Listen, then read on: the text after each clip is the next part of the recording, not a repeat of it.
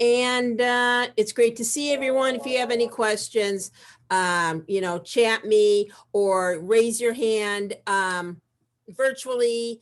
And Rabbi, take it away. Great. So this week we want to talk about Funny Girl from 1968. As I've mentioned in the past, I sort of organized this class thinking about films in pairs. So we had two musicals, The Jazz Singer last week and Funny Girl this week, and we can compare and contrast a number of things. And I think in some ways there may even be a slight homage to The Jazz Singer in this movie. I see it in the scenes where they have recreated the Lower East Side, those settings that we see Al Jolson and more importantly, Udelson the Kibitzer rushing through those scenes of the Lower East Side, which were actually filmed, kind of live on the Lower East Side in those days in 1927.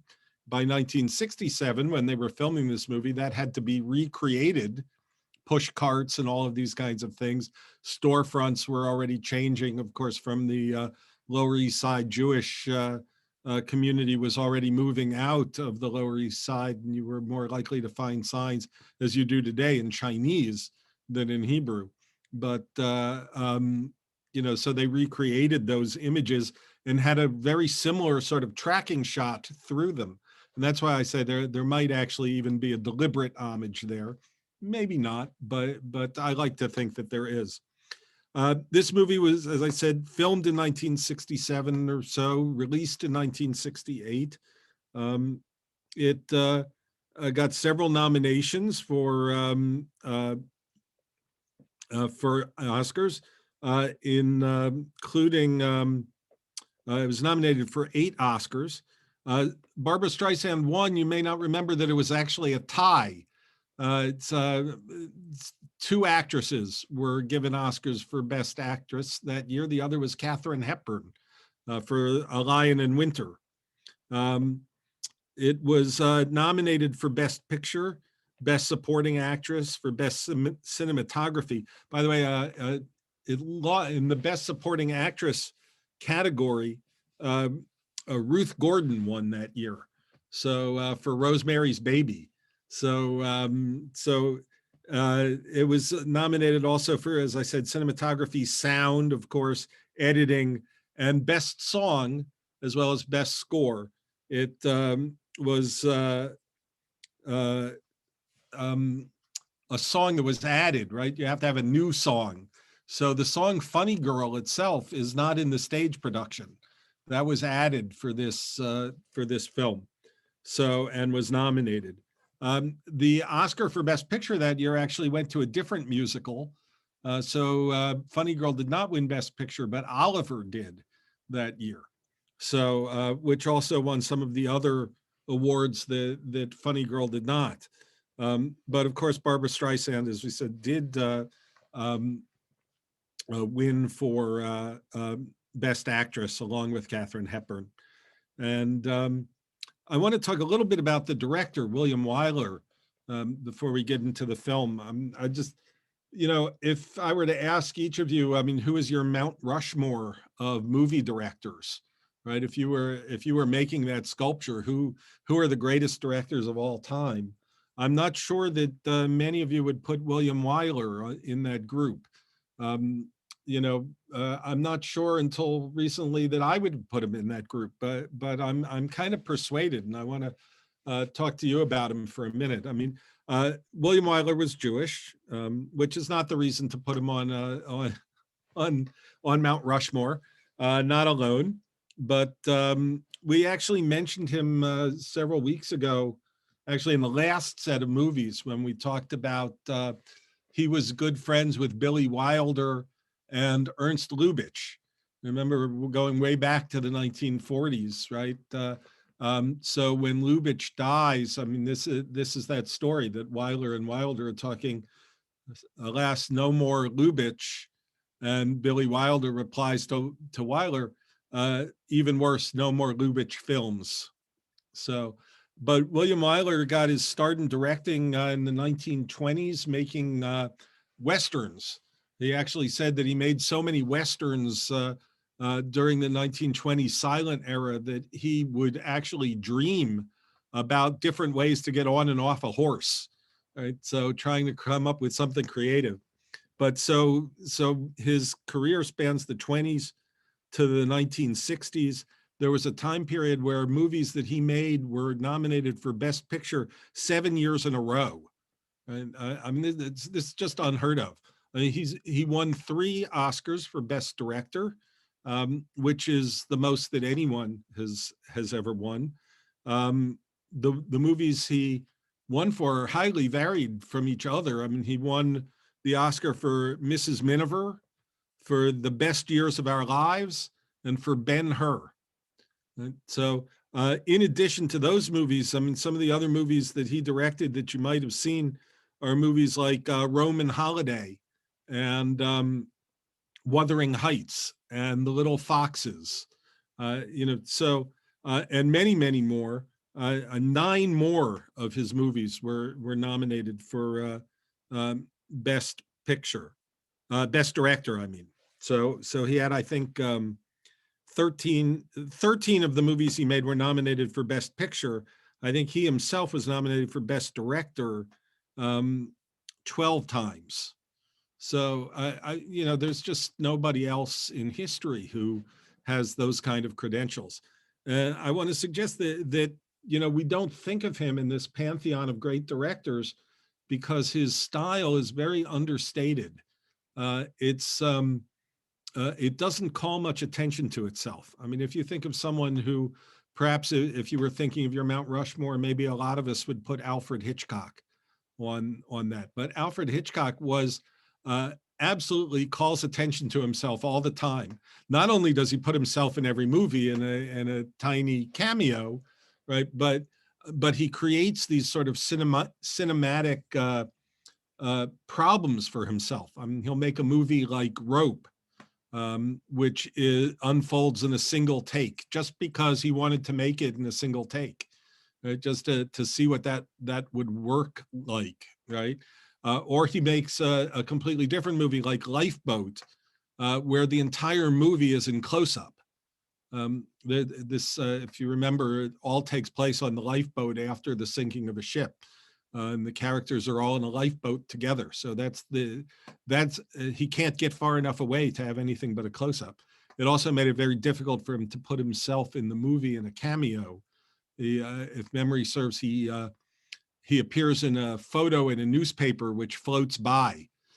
So that's where you see him. It's as I recall, a before and after picture for some diet, right? So he's the before picture. So someone like that really calls attention to himself with these different stylistic things. Or you might think of in the movie Psycho, in the shower scene, where there's something like 108 edits in 55 seconds in that scene, right? So William Wyler doesn't do things like that.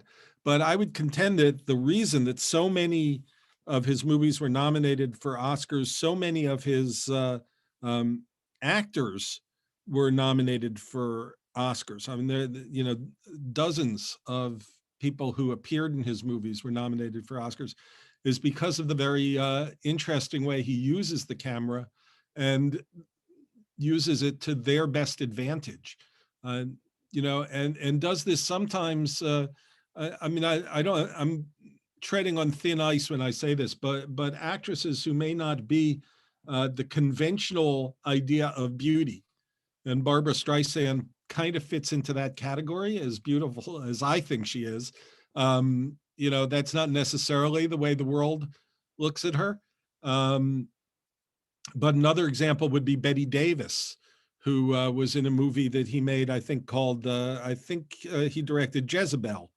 And, Bette Davis is, again, maybe not what people conventionally think of as beautiful, but the way he uses the camera, it does something for her. And when you say something about an actress like the camera loves her, it's because of the way William Wyler uses his camera that happens.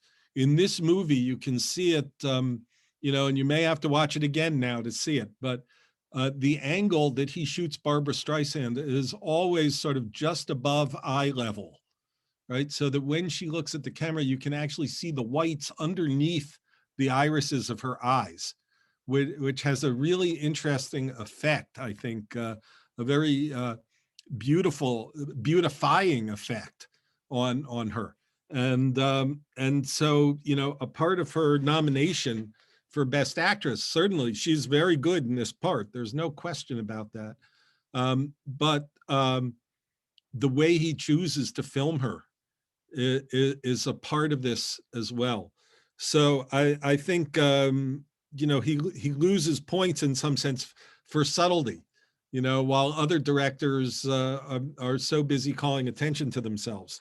So that's one of that's my case for William Wyler being on the Mount Rushmore of filmmakers. He's really something special. So, and directed Betty Davis in a couple of things that she was nominated for, I believe. Right. So you may want to go out and find yourself some other William Wyler pictures. You know, there are a lot of them, right? And you know, Vanessa's put a few up there for you. So he would definitely be on my list now of who to put up there. Could Funny Girl be the last one he did? He did one or two after that. I mean, it's the last big one, and Yeah. you know, and he'd been making movies for 50 years at this point. Yeah. You know, so I think his last movie is 1971. He dies. He doesn't die till 1981, but I'm pretty sure his last movie was in the early 70s. The screenplay is by Isabel Leonard. She lived from 1915 to 1971. This is actually her last screenplay because she died in a car accident a couple of years later. She was born in Brooklyn, certainly of Jewish. She wrote some other movies that you've probably heard of. The Inn of the Sixth Happiness, The Sundowners, maybe best known, Please Don't Eat the Daisies. Right? So she wrote all of those, and wrote the original play Funny Girl and then adapted it for the movies. She had you know, kind of fell in love with the story of Fanny Brice, and you know, wanted to make this movie for her. So the movie is produced by Ray Stark, who, interestingly enough, you know, has a great career as a producer. He was married to Fanny Brice's daughter, the daughter that she has that you see in the movie with Nick Arnstein, right? So so Ray Stark is the one who kind of shepherds this, first the play and then the movie, because it's a family affair, right? And then goes on to have, as I said, a great career as a producer on his own. Jerome Robbins, who we mentioned, I think, several weeks ago in the last set of classes, another Jewish director, a choreographer on Broadway and so forth, is the one who first suggests Streisand for the role on Broadway. That she would be able to play the character that's both strong and emotionally vulnerable that Fanny Brice needs to be. So so this, of course, was Barbara Streisand's big break on Broadway. You know, already in 1964, and Brenda asked, is Ray Stark Jewish? And I believe he is, yeah. You know, in 1964, Barbara Streisand's on the cover of Time magazine and Life magazine, appearing on Broadway. She had a show-stopping number in a show before Funny Girl. I think was it called Come Blow Your Horn? Might have been. So the interesting thing is, when I Googled Ray Stark and all these things come up, I guess recently he has been accused of sexually assaulting different actresses. oh my goodness. Yeah, Jane Seymour. And so, yeah. Yeah, so let's not talk about him anymore. But Okay. you know, but you know, the movie exists because, in some ways, because of Fanny Brice's daughter, you know, wanting to see this movie told. So, and Elaine, I think, has the name of Miss Marmelstein. Am I right about the show? Was it called Come Blow Your Horn? I'm not sure what show it was, but I know the number is Miss Marmelstein because I've heard it a number of times. Okay. All right. Wait, what show are we looking for? I think it might be called Come Blow Your Horn. No, it was, the show was I Can Get It For You Wholesale. Oh, Yes, that's it. yes. That's it. She was an Thank you. understudy, Yeah. and she had a chance to play the part and brought the house down, and that was the beginning of her career. That's also where she met Elliot Gould. Yeah. So, so just mention a couple of the other actors in the film. Kay Medford, who plays her mother, Rose, she was nominated for Best Supporting Actress for this. As I said, Ruth Gordon actually won. Of course, Nikki Arnstein is played by Omar Sharif, which was an object of some controversy at the time. As I said, the movie was being filmed in 1967, around the time of the Six-Day War. So casting an Egyptian as the Jewish character, Nikki Arnstein, didn't necessarily sit particularly well with the Jewish community. It also did not sit well with the Egyptian community. Omar Sharif was a big star in Egypt, and the idea that he would appear in a movie where he was in love with a Jewish woman was problematic in some sense. Streisand actually had a quip about this. She said something like, if you think Egypt was upset, you should have seen the note I got from my Aunt Rose. So it's one of those things, but actually sort of quite interesting casting in a sense. I mean, and wonder if there isn't some underlying message here about unity that perhaps even subliminally, perhaps, that the filmmakers were trying to get across. There were several other people who were considered for the role of Nick Arnstein. They're kind of, I have to say, all of them are hard to imagine in the role.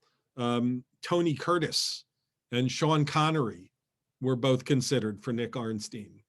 So, I mean, Tony Curtis, at least, his real name was Bernie Schwartz. I mean, maybe that's a no-brainer. I mean, he'd appeared certainly in comedy and other sorts of things going back to Some Like It Hot. I mean, maybe he could have pulled it off. But it's very hard to imagine Sean Connery in the role.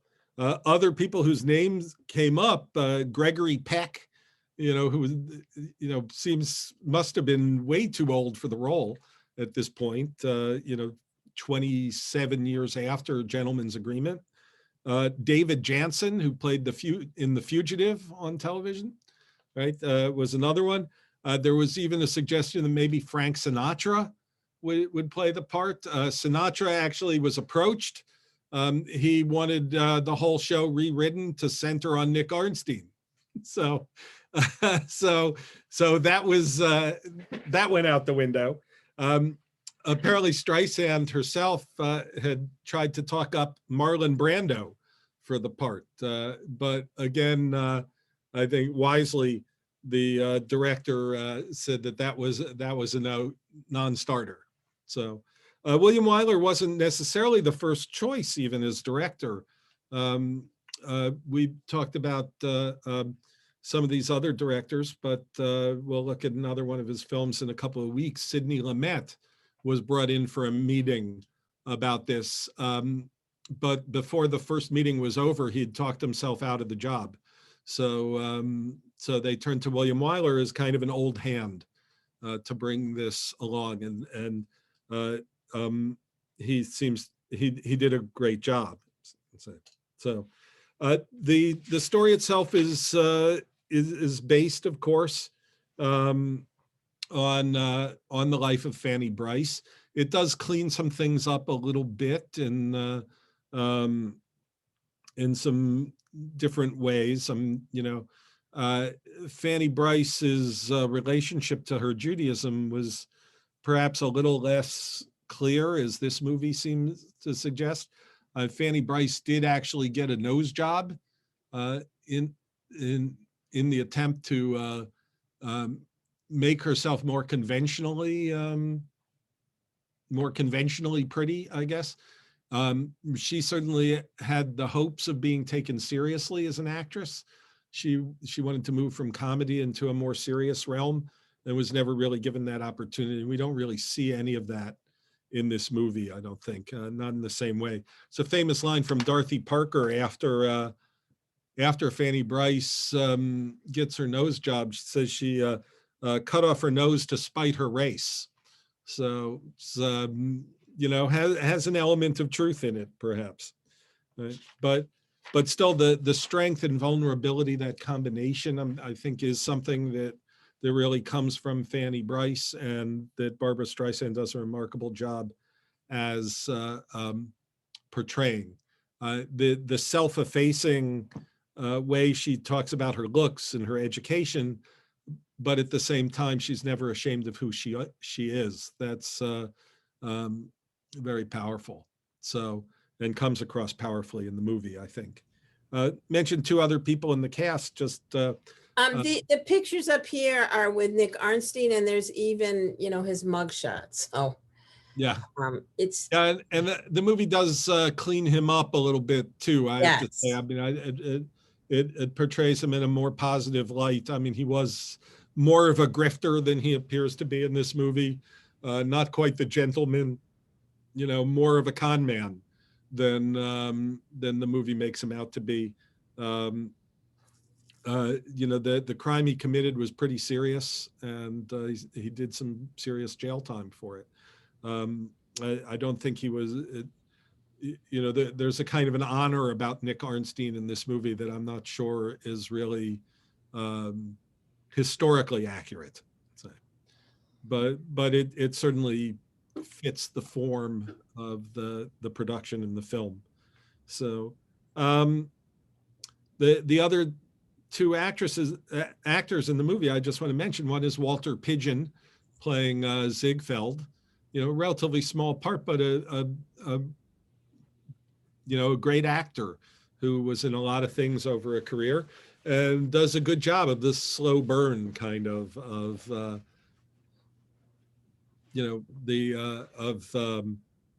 Ziegfeld, exasperated, when she talks to him about his ulcer, and he says, "It's funny to hear you giving me advice about your ulcer. My ulcer, you're the one who caused it," right? So the other person I have to mention, and I'm be interesting to see if you can find a lot of pictures of her, Mae Questel, who plays the neighbor, Mrs. Straykosh. It is the two things that she's best known for are appearing in a segment of a Woody Allen movie where she plays the quintessential Jewish mother, so larger than life that she appears in the heavens, right? So that was Mae Questel. She was also the voice of Betty Boop in the cartoons. So, and if you think about it now, if you think about hearing her voice, you say, yeah, I hear that voice. So, so she's quite effective as a comedian herself. Wonderful. Let's talk about the movie itself a little bit and some of the stylistic points here. That's all I can find. Yeah, I was going to say there's probably not a lot. I mean, yeah, I'll keep Born in the Bronx. Yeah. There's I don't know if you remember the Woody Allen movie. I think it's in a movie called New York Stories, if memory serves it. And it's like 3 different sort of stories. And in the Woody Allen segment, she plays his character's mother, who appears to him, after her death in the clouds. There's a giant Jewish mother in the clouds. It's sort of the culmination of that whole. We talked a little bit about last week about the kind of the start on screen of the depiction of the Jewish mother. That's sort of the top of it. Yeah. There's more. Kind of posing as Betty Boop, right? Yeah. So very nice. And you know what? I think she was in commercials. Like here she's holding, paper towels. Yeah. very likely. Yeah. So, Betty Boop, stretched some boundaries, right? This was before the production code really went into effect, and these were not children's cartoons. Betty Boop, she was an animated it girl, so it's a very interesting character in and of itself. Let's talk about the movie, as I said. So when we talked about Exodus, we talked about title sequences. And so perhaps you noticed this one, right? A series of still photos of New York scenes, beginning with scenes of the Lower East Side. Eventually, it ends with a scene of the marquee of the Ziegfeld Follies. And that marquee comes to life, and that's how the movie begins. So we see Fanny looking at the marquee. She's dressed in a leopard skin coat with matching hat. She's already obviously successful. She walks in and sees herself in the mirror. We just had the most amazing family Oh, vacation. sorry, that's cool. She walks in and sees herself in the mirror backstage. This is the first of many times in the movie that she sees herself in the mirror. This is a recurring motif that's worth thinking about too. The mirror reflects what's on the outside, not necessarily what's on the inside. And she walks in and she looks at herself in the mirror. And what's the first line of dialogue in the movie? Anyone want to unmute and say? Hello, gorgeous. That's right. That's exactly right. So it's the first line of dialogue. I would rank that up there with "You Ain't Seen Nothing Yet," right, from the week before, as something that lives on, in this movie. So it's that's how it starts, right? And immediately we see this sort of the dichotomy within the character herself, right? That she's always self-deprecating about the way she looks. And yet at the same time, the song she's about to sing for us is how I'm the greatest star, doesn't come much later in that. I mean, it's not that scene, but it's when, the whole movie is framed by this device of sitting in the, coming in to the theater where she is now a big star, sitting in the third, going out on stage before the show, sitting there in the third row. And then the rest of the movie, in a sense, is told in flashback. And we don't till the end come back to this moment in the theater, right? So going back in the flashback, she here, you get the introduction to her family in the saloon, and setting the stage for all this, and then going back to the recreation of the Lower East Side, and the first real song she sings in the movie, I believe, is "I'm the Greatest Star," right? So self-deprecating about the way she looks, but inside, she's the biggest star there is. Brenda has a line from Sadie Mary Lady about how the groom was prettier than the bride, and there's just a lot of this. And of course, that whole scene, the first scenes with Ziegfeld, where he wants her to sing this song about how beautiful she is, and she can only do it by making a joke of it, right, with the pillow under her dress, which almost gets her fired, but it's the audience loves it so much. There are little touches in the movie that we're thinking about, like, for instance, so that scene, her debut with the Follies, right? So this is her first scene where we see her in front of an audience. It's not the last time we see her in front of the audience, but in the scenes in front of the audience early on, I think there's the roller skating scene where this comes after she's been fired once and sings "I'm the Greatest Star." Then she comes back for that she's rehired. She's in the roller skating scene. She messes up the roller skating scene. She ends up singing a song not written for the show. This is one of Fanny Brice's signature tunes, "I'd Rather Be Blue." Right? And we hear the crowd noise for her roller skating sequence. The audience is laughing, they're clapping, right? Later in the movie, when she appears on stage, there's no sound of the audience, right? There is only the sound of her voice. And I think that that's interesting and deliberate, right? I mean, early on, we need the sound of the audience to let us know how she's been accepted by the audience. Once she's been accepted, we have no need of that anymore. Now it's about us in the movie theater, right? We're the crowd, not the crowd that's sitting at whatever that show is, 8 Beautiful Girls 8, or at the Ziegfeld Follies, right? So the movie becomes, in a way, by taking out the crowd noise, becomes much more intimate with us. And again, I think this is a choice that the director makes that really raises the connection that we feel with the character, with the movie. It's really something special. And that's it. These are the sorts of subtle choices that I think a director makes that really make the difference in a movie between something that, so it was okay, to something that sort of stands out.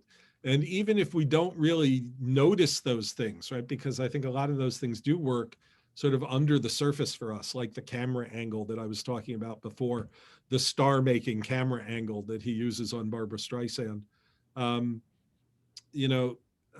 These things may go by us as we're watching it, but they have an intended effect on us.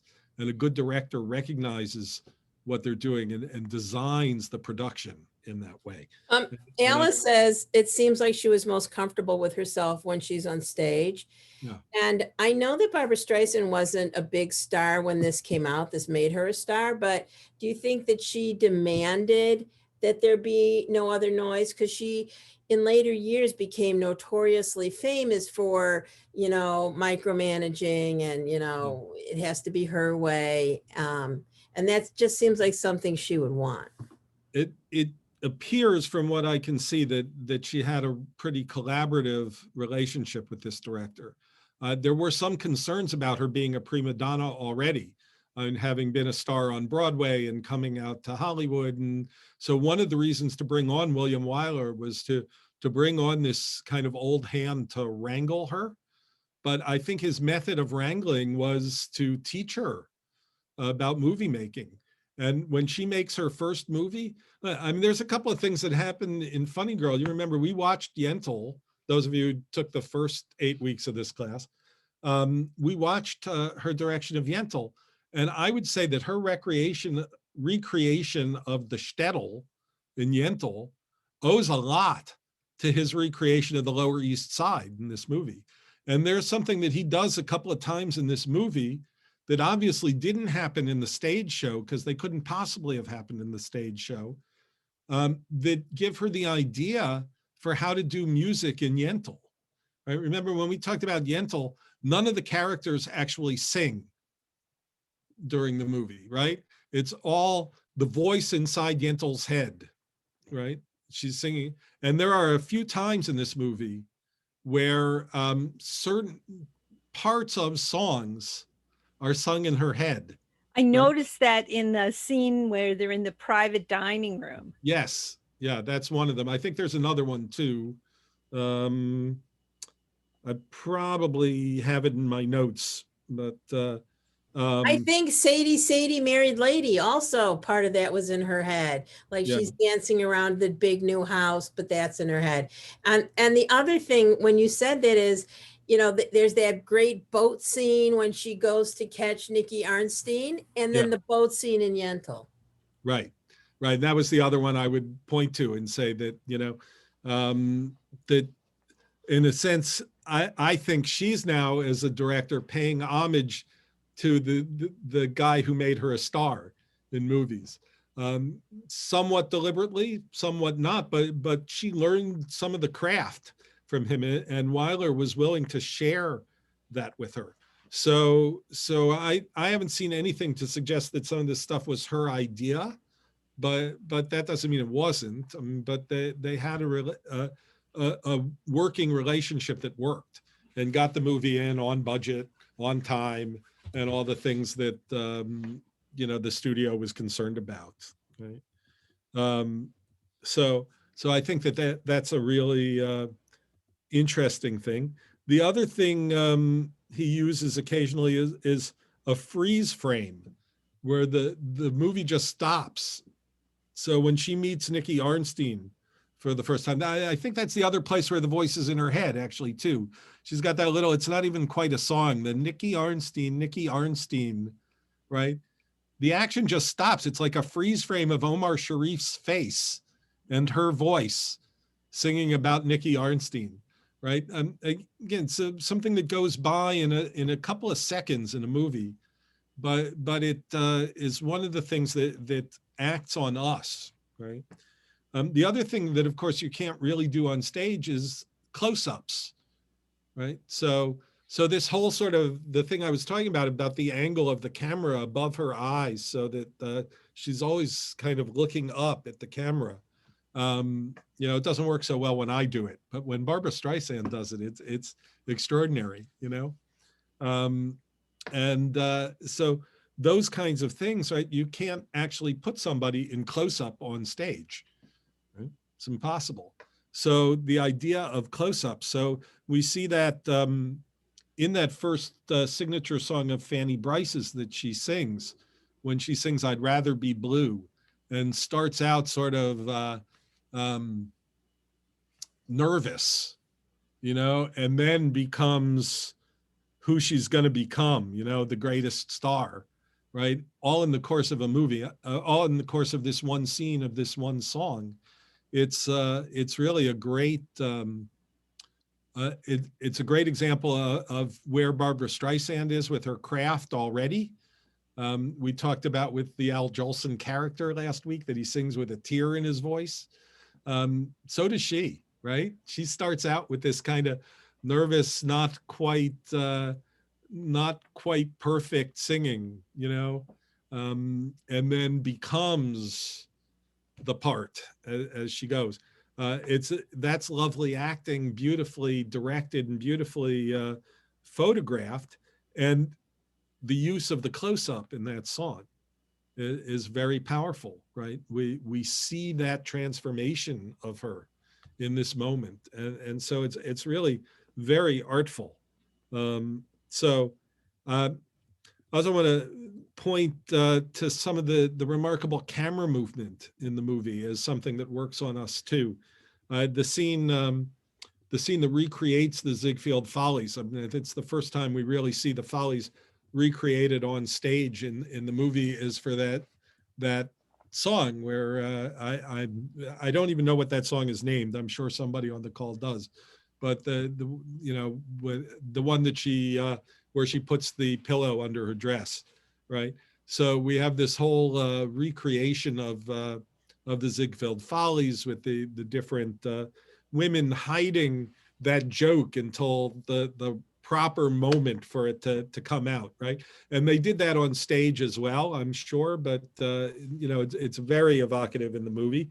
But more importantly, the camera moves in really interesting, you know, it moves up from the orchestra to the cheap seats and then moves around more to the stage itself, right? And so we actually see it pull focus from her to Ziegfeld watching on you know, in the aisle, and the combination. We now see the audience's reaction, Ziegfeld's reaction, and hear the music from the stage, right? So these are things that can't really be done in a play, right? So that even though this is sort of all bound in one set here in this scene, the movement of the camera gives you all different parts of the experience that a play can't do. And that's again, the beauty of the direction here. And if we can compare it to the jazz singer for a moment, remember we talked about how the camera had to be absolutely still, enclosed in a wooden box, so that the noise of the camera wouldn't disturb the recording of the sound, right? By the time of the 1960s, that's not true anymore. The camera has been freed again, and the camera moves all over the place in this movie. And to best effect in the one that Vanessa mentioned a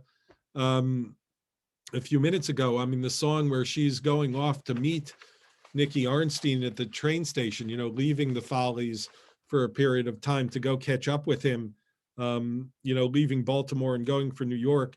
The director actually uses a helicopter a couple of times in that. The one that's most famous is, as Vanessa mentioned, the tugboat, right? Think about what the camera angle is. That goes from a close-up to a long shot. Okay? We see her up close. We see her from a distance standing on the deck of this tugboat. The only way to take that picture is with a helicopter. Okay? So they actually hired a helicopter to do that. So, now there are scenes where, you know, you might say some things are on a set and it's rear projected, maybe. If this is it, that's beyond rear projection. That's really good.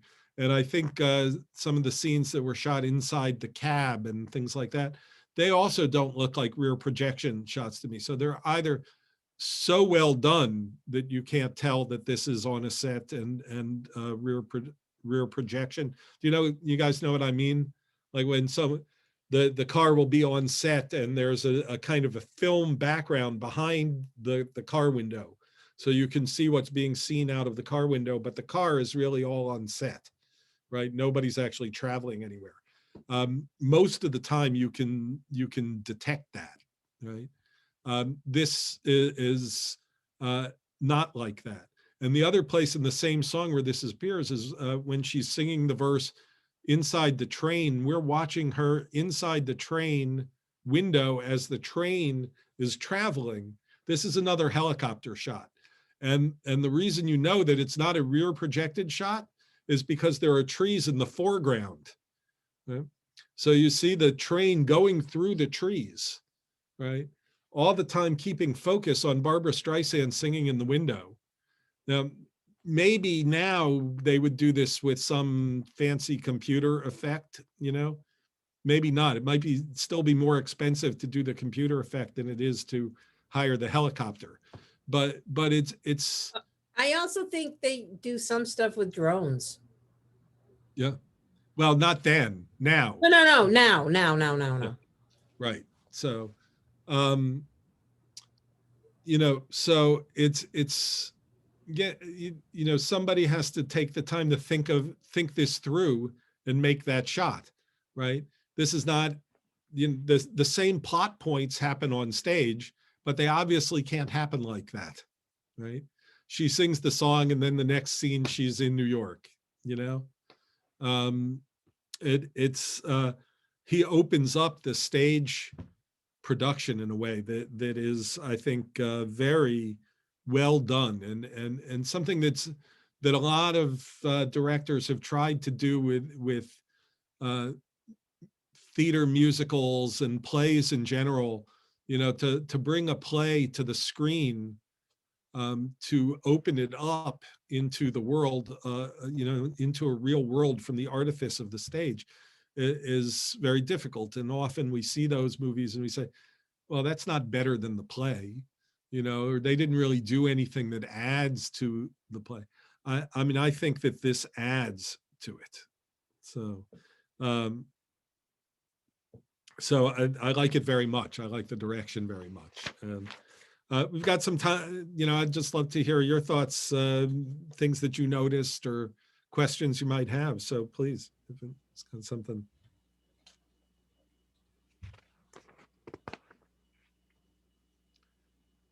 Anybody? Ed, go ahead. Unmute yourself. I'll tell you, there was one sort of sequence in the movie, had nothing to do with the singing or the music, but I enjoyed it, and it was sort of a connectivity. It was the poker games. Mm-hmm. The ladies loved to play poker. They played poker early in the movie, and then they played poker with Nicky Arnstein. And then there was another high stakes poker game that Nicky Arnstein, and she's sitting back there actually having spilkies, watching, because she knows poker and she knows what's going on. Yeah. But I thought the sequence of the several poker games was enjoyable and I liked it. Great. That's great, Ed. And there's one more, right? There's the one where he's losing. That's right. Absolutely. Yeah. That's so. I mean, there's a really interesting sort of, progression in these poker games too. It tied it together for me in that thing. Had nothing to do with singing, music, or what have you, but there was a continuity that made it. That's great. The stakes in those games get bigger every time too. That's right. Yeah, it's really interesting. Babs said they gave a hint of her doing baby Schnooks, which she became very famous for. And which the real Fanny Bryce had kind of a love-hate relationship with Baby Snooks. She became very famous for Baby Snooks and brought it to radio and even I think to one TV appearance. I think, but the real Fanny Bryce saw Baby Snooks as an impediment to her serious career. And she wasn't taken seriously because of that. So it's interesting, but yeah, we do see just the breed, she's in the outfit, right? So to speak. Yeah. Other thoughts? It seemed to me like I felt this was only somewhat based on reality. I did, a little reading. When did she die? What was her life? And what I read was that actually she was married before Nick Arnstein and then was visiting him when he was in prison, even though he was married or she was married. And they had 2 children together, not just the one girl. There was also a little boy. Yeah, it's definitely based on, not, it doesn't conform to reality. There's a suggestion here that she was absolutely a virgin, right? That was definitely not the case. And also Funny Lady is about her marriage then with her manager, Billy Rose, and the story continues. Right. Yeah. So Linda, did you want to say something? No. It's Steve Randall. Steve, sorry. Yeah, no, that's all right. I'm the trailing spouse. Okay. Right. I just a short anecdote. Right when Barbara Streisand was in her ascendancy, I think it was shortly after the Ed Sullivan Show. After work one night, I stopped over, and I can't remember whether it was at the Scotch Mist or the Gatorhorn, and she was there, and she was appearing, and I went up to the bar, and I was standing next to a guy, and we started talking. He's a tall, good-looking guy, and we continued to talk for a little while, and finally I said, "Hi, I'm Steve Randall." And he looked at me and he said, "I'm Mr. Barbara Streisand." It was Elliot Gould who said it very sardonically. Yeah. Well, we get a joke like that in the movie itself, right? When the guy on the ocean liner says, "Thank you, Mr. Bryce," or something like that. Right. Yeah. So yeah, there's a certain parallel between the story that this movie tells and Barbara Streisand's story, right? I mean, first of all, the almost instant acclaim, right? Once, she's very young when she becomes a big hit on Broadway. And so is Fanny Brice. But also the toll that takes on a personal relationship. In Barbra Streisand's case with Elliot Gould, they divorced not long after this movie came out, I believe, maybe 1970, something like that. So, which is actually, oddly enough, probably shortly before Elliot Gould becomes a pretty big star. He appears in MASH. So, that puts him a lot more on the map than he had been beforehand. But, they're not able to hold it together. So.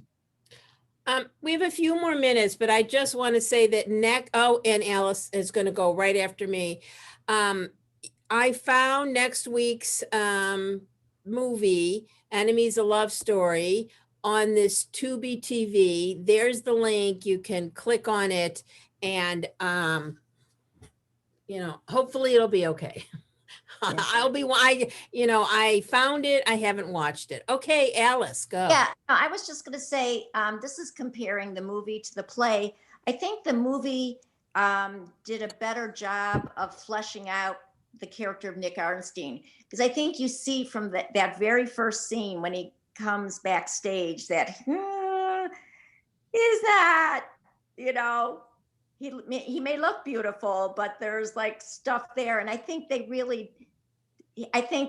as you said, the director, I think, did a really good job of, because in the play, he breaks her heart, but it's like, I don't think you get that feeling of, he was a no good Nick from the very beginning. And it just, I think he did a really good job with the Nicky Arnstein character.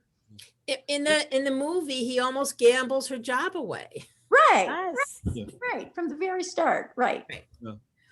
So I think there's two things to say there. Again, once again, the director, of course, plays a huge part in this, but we shouldn't discount Omar Sharif in the role, who brings a depth to it, right? That he can be beautiful and charming and con man, right? A little bit of a little of all of it. So I do want to talk about the last scene for a second. We go, because we come back in that framing device. She's sitting in front of a mirror again, right? Getting ready to go on stage, and when Nick shows up back from jail, right? And it's not he who puts the end to their relationship; she does, right? And I think that this is a very powerful statement to make, and particularly in 1968, right? We're talking about not that many years after the Feminine Mystique is published and all of these things. Like to put the agency into the hands of Fanny Brice, right? Not into Nick's hands, right? Before Nick leaves for prison, he tells her to divorce him, right? It's only when he comes back that she tells him that she's going to go on without him. Right. So we have a strength of character in her that we see here, that, who she has grown into, who she becomes. She's not just the star on stage. She's the star of her own life now, too. And it's, I think, a really wonderful way to end this film. Right. It's, it wasn't going to have a happily ever after for the two of them. And shouldn't, because he's been a scoundrel in a lot of ways.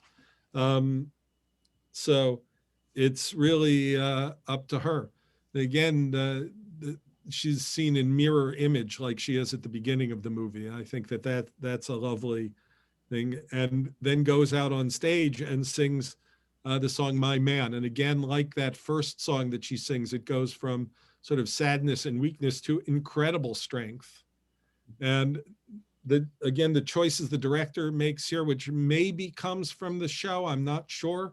Those of you who saw it, I know, Alice, you said you saw it actually with her in the original. So, but that last scene where she's singing, she's all dressed in black. The entire set is black. And so all you see are her hands and her face. And again, I think it's just an extraordinary cinematic moment. and it doesn't fade at the end of the movie.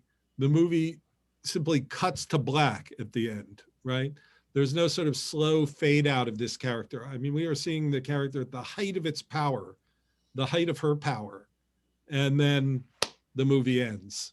So it's really a great piece of cinematography, a great piece of work.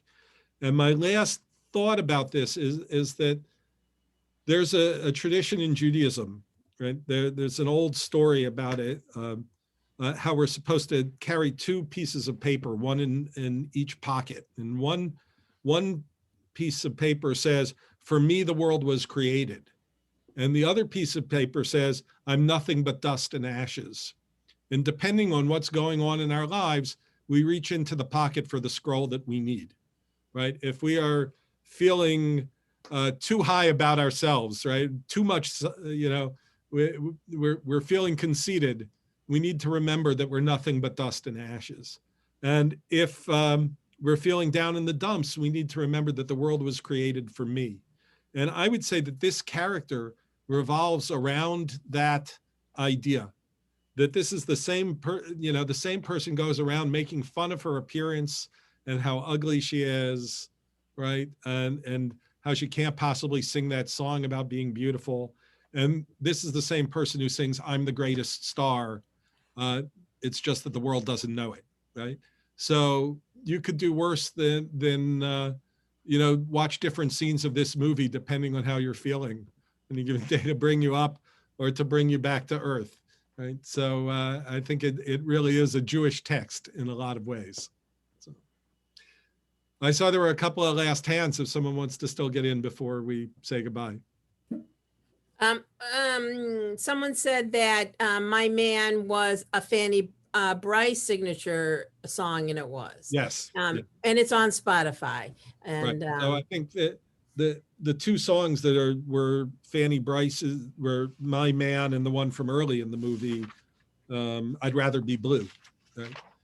The others are written for this show, including the one I was wondering about, the Swan Lake song, whether that was a recreation, but no, that was actually written for the show.